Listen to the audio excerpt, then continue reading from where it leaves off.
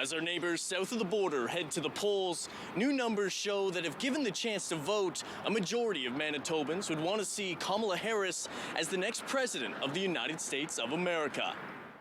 Quite anxious to see what happens today. I think that this is like a massive turning point in history. I am worried about Trump becoming president again, yes, and how that would affect the United States, Canada, and the world. If you were an American, which way would you be leaning tonight? Donald Trump. A new poll from Probe Research found 71% of respondents with a candidate preference would vote for Harris if they could, while 24% would cast a ballot for former President Donald Trump.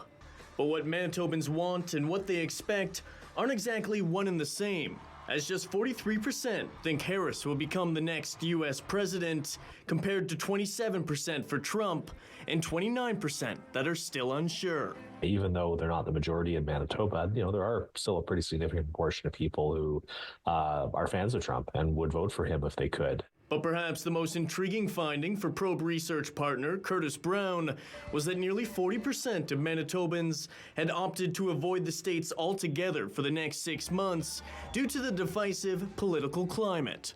They're changing or going somewhere else or not taking a trip somewhere over the border just because of, some concerns about the environment there right now.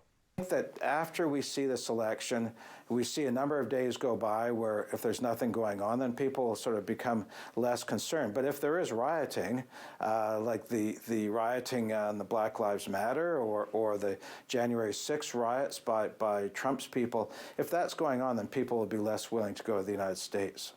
Political scientist Christopher Adams believes some of the fears have been overblown, but says a Harris presidency would likely lead to smoother relations between us and our neighbors to the south. A White House under the Democrats compared to Donald Trump is more predictable. And so the Canadian government probably can work better with a Democratic government than with a Republican government under Donald Trump. In Winnipeg, Kurt Black, City News.